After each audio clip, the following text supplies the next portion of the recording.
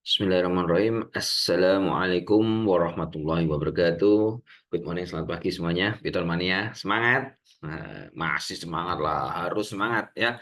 Always semangat, karena kita sekarang sudah menginjak ke episode yang ke-56. Halamannya 418 dari dalam buku yang akan kita khatamkan, yaitu buku Introduction to Programming Using Python karangan Daniel J. Liang. Kita mulai 12.8, 12.8 Class Relationship. You have already used it inheritance to model is a relationship ya. We now explore other relationship. Hubungan antar kelas. Anda telah menggunakan inheritance untuk memodelkan hubungan adalah is a ya. Sekarang kita akan menjelajahi tentang hubungan lainnya. 12.x.1 ya. Baik, yaitu association. Association is a general binary relationship that describes an activity between two classes. For example, a student taking a course is an association between the student class and the course class, and a faculty member teaching a course is an association between the faculty class and the course class. This association can be represented in UML graphical notation as shown in figure 12.5. Asosiasi ya, asosiasi adalah hubungan biner antara yang menggambarkan aktivitas ya antara dua kelas ya. Misalnya siswa yang mengambil kursus itu adalah asosiasi antara kelas student dan kelas course ya. Dan dosen yang mengajar kursus adalah asosiasi antara kelas fakulti dan kelas course. Asosiasi ini dapat direpresentasikan dalam notasi grafis UML seperti yang ditunjukkan pada gambar 12.5. Oke, ini gambarnya. Ya. An association is illustrated by a solid line between two classes with an optional label that describes the relationship in figure 12.5. The labels are take and teach.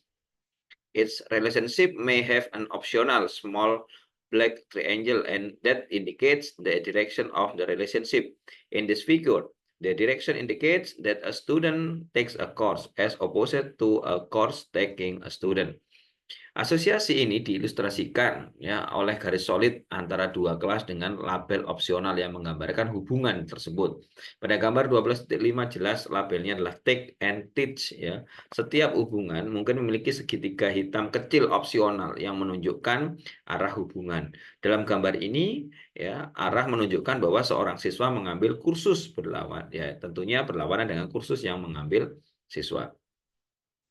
Each class involved in the relationship may have a role name that describe the role it plays in the relationship. In figure 12.5, teacher is the role name for faculty. Setiap kelas yang terlibat dalam hubungan tersebut memiliki nama peran yang menggambarkan peran yang dimainkannya dalam hubungan tersebut. Dalam gambar 12.5, teacher atau pengajar ya, itu adalah nama peran untuk fakulti. Each class involved in an association may specify a multiplicity. A multiplicity could be a number or an interval that specifies how many of the class objects are involved in the relationship. The character star means an unlimited number of objects, and the interval n indicates that the number of objects is between m and n inclusively. In figure 12.5, each student may take any number of course, and its course must be have a least 5 and at most 60 student. Its course is taught by only one faculty member, and faculty member may teach from 0 to 3 course per semester. Setiap kelas yang terlibat dalam asosiasi itu dapat menentukan namanya multiplicity. Multiplicity bisa berupa angka atau interval yang menentukan berapa banyak objek kelas yang terlibat dalam hubungan tersebut. Karakter bintang ya berarti jumlah objek yang tidak terbatas, dan interval M sampai N menunjukkan bahwa jumlah objek antara M dan N yang di dalamnya ya, dan juga di dalamnya ya, termasuk dalamnya. Dalam gambar 12.5, setiap siswa dapat mengambil sejumlah kursus Dan setiap kursus harus memiliki minimal 5 dan maksimal adalah 60 siswa. Setiap kursus diajarkan oleh hanya satu dosen. Dan seorang dosen dapat mengajar dari 0 hingga 3 kursus per semester. In Python code, you can implement association by using data file and method. For example, the relationship in figure 12.5 may be implemented using class in the figure 12.6. The relation a student takes a course is implemented using add course method in the student class and the add student method in the course class. The relation a faculty teaches a course is implemented using the add course method in the faculty class and the set faculty method in the course class. The student class may use a list to store the course that the student is taking. The faculty class may use a list to store the courses that the faculty is teaching.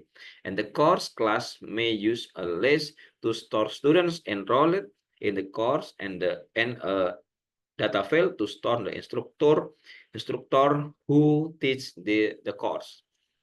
Dalam kode Python, Anda dapat mengimplementasikan asosiasi menggunakan file and metode data. Ya, file, data, dan metode. Misalnya, hubungan dalam gambar 12.5 dapat diimplementasikan menggunakan kelas-kelas pada gambar 12.6. Relasi seorang siswa mengambil satu kursus ya diimplementasikan menggunakan metode add course di kelas student dan metode add student di kelas course. Relasi dosen mengajar kursus diimplementasikan menggunakan metode add course di kelas fakulti dan metode set fakulti di kelas course. Kelas student dapat menggunakan list untuk menyimpan kursus yang diambil siswa. Kelas fakulti dapat menggunakan list untuk menyimpan kursus yang diajarkan dosen. Dan kelas course dapat menggunakan list untuk menyimpan siswa yang terdaftar dalam kursus dan data field untuk menyimpan instruktur yang mengajar kursus. Oke, lanjut. 12.8.2. Aggregation and composition. Aggregation is a special form as association that represent an ownership relationship between two objects. Aggregation model has a relationships. The owner object is called an aggregating object, and its class is called an aggregating class. The subject object is called an aggregated object, and its class is called an aggregated class. 12.8.2 Agregasi dan komposisi. Agregasi adalah bentuk khusus dari asosiasi yang memiliki hubungan kepemilikan antara dua objek. Agregasi memodelkan hubungan memiliki. Objek pemilik disebut objek pengumpul dan kelasnya disebut kelas mengumpul. Objek subjek disebut objek teragregasi dan kelasnya disebut kelas teragregasi. An object can be owned by several other aggregating objects. If an object is exclusively owned by an aggregating object, the relationship between the object and its aggregating object is referred to as a composition. For example, a student has a name is a composition relationship between the student class and the name class, whereas a student has an address is an aggregation relationship between the student class and the address class. Since an address can be shared by several students, in UML, a field diamond is attached to an aggregating class, in this case, student, to denote the composition relationship with an aggregated class name. And an empty diamond is attached to an aggregating class student to denote the aggregation relationship with an aggregated class address as shown in figure 12.7. Artinya adalah kita lihat sebuah objek. Nah, ya, sebuah objek dapat dimiliki oleh beberapa objek pengumpul lainnya. Jika suatu objek secara eksklusif dimiliki oleh objek pengumpul, maka hubungan antara objek dan objek pengumpulnya disebut sebagai komposisi. Misalnya, seorang siswa memiliki nama adalah hubungan komposisi antara kelas student dan kelas name. Sedangkan seorang siswa memiliki alamat adalah hubungan agregasi antara kelas student dan kelas address, karena alamat dapat digunakan bersama oleh beberapa siswa. Dalam UML, sebuah diamond yang terisi itu dilampirkan ke kelas pengumpul. Dalam hal ini adalah student. Ya, untuk menunjukkan hubungan komposisi dengan kelas teragregasi nama, dan juga ada diamond yang kosong dilampirkan ke kelas pengumpul student untuk Tunjukkan hubungan agregasi dengan klaster agregasi alamat. Seperti yang tunjukkan pada gambar 12.7. Okay, in figure 12.7, each student has only one multiplicity address and its address can be shared by up to 3 students. Each student has one name and a name is unique for each student. Pada gambar 12.7 jelas setiap siswa hanya memiliki satu multiplicity alamat. Jadi hanya satu alamat dan setiap alamat dapat digunakan bersama hingga oleh 3 siswa. Maka setiap siswa memiliki satu nama dan nama tersebut unik untuk setiap siswanya. Oke, kita lanjutkan. Baik. An aggregation relationship is usually represented as a data field in the aggregating class. For example, the relationship in figure 12.7 may be implemented using the class in figure 12.x. The relation is a student has a name and a student has an address are implemented in data field name and address in student class.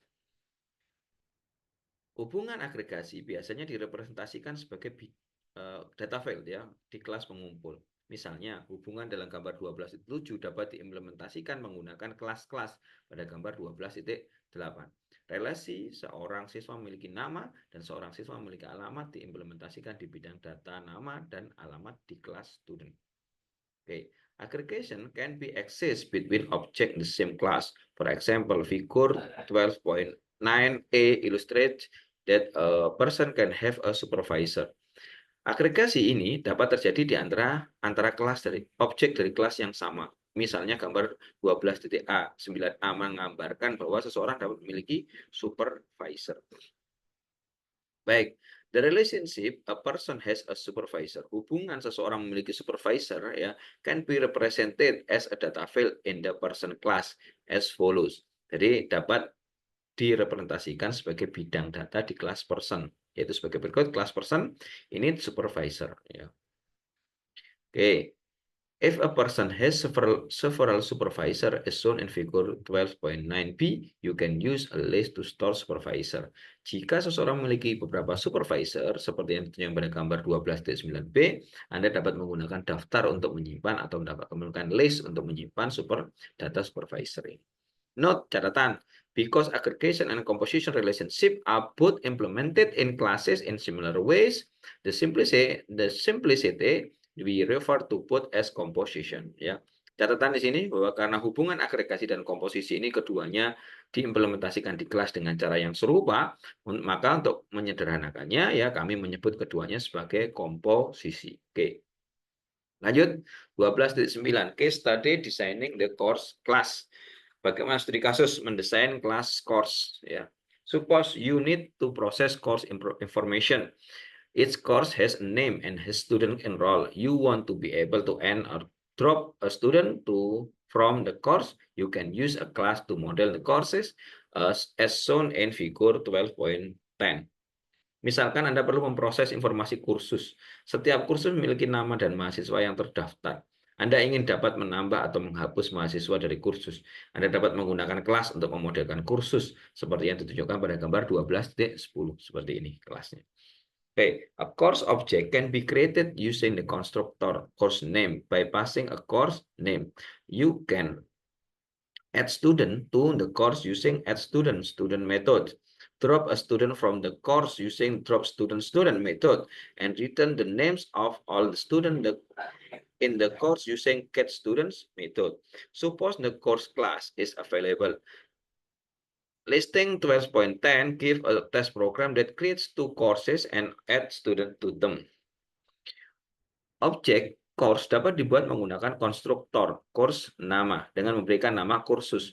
Anda dapat menambahkan mahasiswa ke kursus menggunakan metode add student mahasiswa, menghapus mahasiswa dari kursus menggunakan metode drop student mahasiswa, dan mengembalikan nama semua mahasiswa dalam kursus menggunakan metode get students. Maka anggaplah kelas course tersedia listing 12.10 ini akan membuat 2 kursus dan menambahkan mahasiswa ke dalamnya. Okay. The course class implemented is listing 12.11. It uses a list to store the students for the course in line 4. In the add student method, line 6, add a student to the list. The get student method return the list, line 9. The drop student method, line 18, is left as an exercise.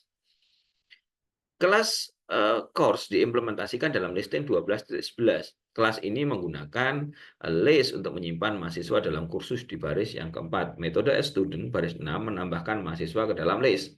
Metode get student mengembalikan list tersebut baris 9. Metode drop student baris 18 dibiarkan sebagai latihan. When you create a course object, the list object is created. A course object contains a reference to the list. For simplicity, you can say that the course object contains the list. Saat Anda membuat objek course, objek list dibuat, ya. Objek course berisi referensi ke list. Untuk mempermudah, Anda dapat mengatakan bahwa objek course berisi list. The user can create a course and manipulate it through the public method add student, drop student, get number of student, and get students. However, the user doesn't need to know how these methods are implemented. The course class encapsulates in the internal implementation. This example uses a list to store the names of students. You may use a different data type to store student name. The program that uses course does not need to change along as the contract of the public method remain unchanged. Baik, pengguna dapat membuat course dan memanipulasinya melalui metode public add student, drop student, get number of student, dan get student. Namun, pengguna tidak perlu mengetahui ya bagaimana metode ini diimplementasikan. Kelas course mengenkapsulasi implementasi internal. Contoh ini menggunakan list untuk menyimpan nama mahasiswa. Anda dapat menggunakan tipe data lain untuk menyimpan nama mahasiswa. Program yang menggunakan course tidak perlu diubah selama ada kontrak metode publik tetap tidak berubah. Jadi tetap publik semua ya, bukan privat. Baik, itu sementara di pertemuan kita kali ini di episode yang ke-56. Kita membahas dari hubungan antar kelas dan juga studi kasus bagaimana mendesain kelas kursus. Insya Allah tetap bermanfaat ya. Tetap semangat belajar Python karena Python itu mudah, menyenangkan, mudah, simpel dan menyenangkan. Terima kasih, sukses selalu buat Anda semuanya. Wassalamualaikum warahmatullahi wabarakatuh.